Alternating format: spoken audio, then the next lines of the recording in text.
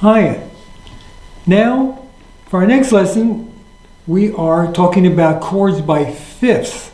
So a perfect fifth would be the fifth note of the major scale. So we have C, D, E, F, G. So G, C and G. Now that's a power chord, you know.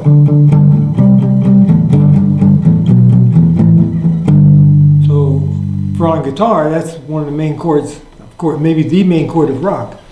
But, so in this case though, we're going to add on another fifth. But first I should just say, so we have a perfect fifth, that's called a perfect fifth. C to G. A diminished fifth would be C to G flat. Which is the same as an augmented fourth, but when you talk about the fifth, we say G, G flat, diminished fifth, and an augmented fifth would be C to G sharp. So we have a perfect fifth, diminished fifth, augmented fifth. Now, with the fifth, if you add another fifth on top of that, so that would be two, we're going to call that C, perfect fifth.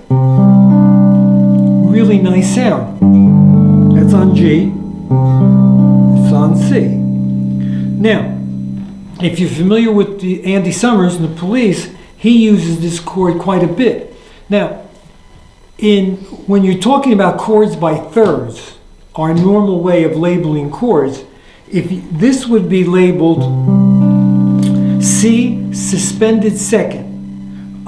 For example, if you take out in a chord, maybe if you know this, but in a chord, let's take a D chord.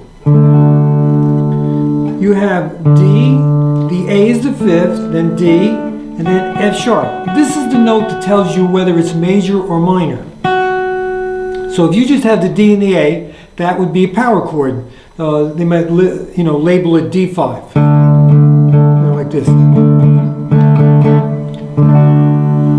Now, if you replace the F sharp with the G, that would be called, that's the fourth note. So this would be called D suspended fourth. Remember in Stairway to Heaven, famous, right? He has his pinky on for the suspended fourth. If you take your second finger off, you get a suspended second. So you get D, A, and E. So instead of the F sharp, which tells you the major or minor, now it's a suspended second. So when we do this, C, G, and D, that's what's happening. See, you're getting a suspended second. The only thing is by doing it in this position, you get a very, as I mentioned, Andy Summers, in Message in a Bottle, he goes,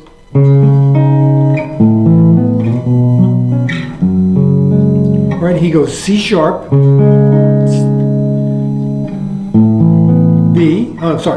C sharp, suspended second, A, B, suspended, F sharp.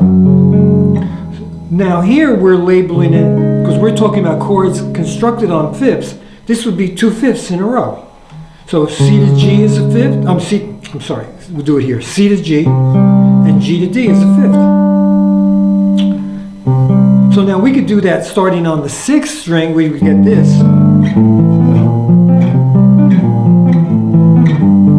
You can play it together.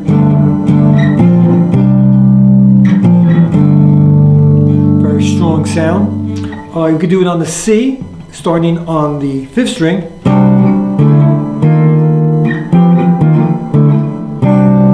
We could do it on the fourth string, F, C.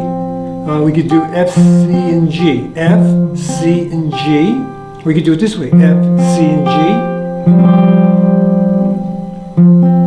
Or this way, F, C, another F. You can always double up on notes, of course.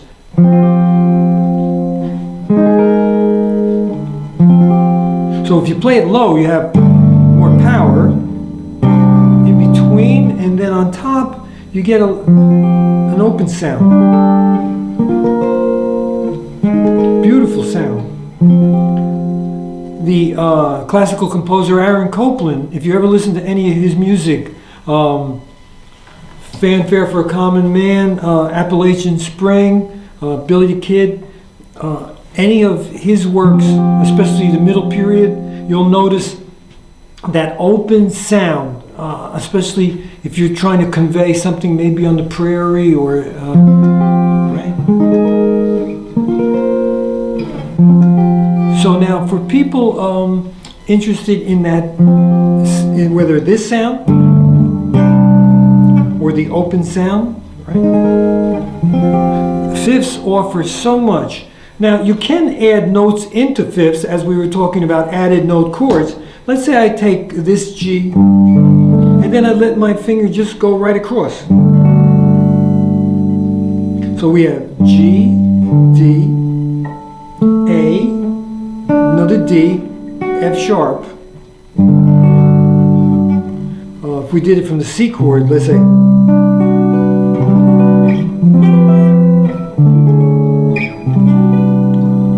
I really like this sound. If you were to use this as a background, I don't know. And when we talk about fourths and seconds, we talked about using it for chord planing, which you could do here, or soloing. I don't know. I mean, you could, but let's let the bass note, the root, be its guide. So let's say we have F. Let's say B flat.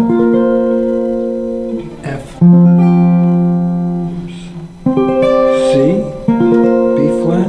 A flat. F. E flat.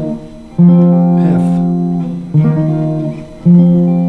That could be very useful for ambient guitar. You layer that behind and let that ring. I think that could be very useful. And also this, I think that could be very useful for a very moody type of color. So on the fifths, I particularly like letting the root be the guide. But of course, it could be the melody note too. Let's experiment with that. Let's say G, B flat, A, D. Okay, G, B flat, A, D. Well, that works too. So it really works in so many different ways. So the chords by fifths, I think, offer a great deal of opportunity for a wide variety of colors. Now, I'll put up a chart at the end of the lesson, and it will show you the chords by fifths in the 6 inversions. Now, also too, you can have, I only gave the example of perfect fifths, but you can have chords with, as I said, the diminished fifth. Let's say we did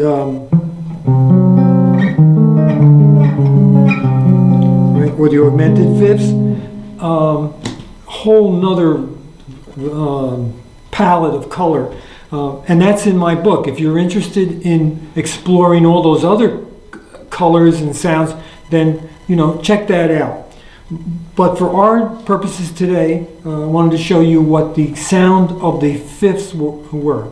So now let's look at that chart, and you can see this perfect fifth in the 6 inversions.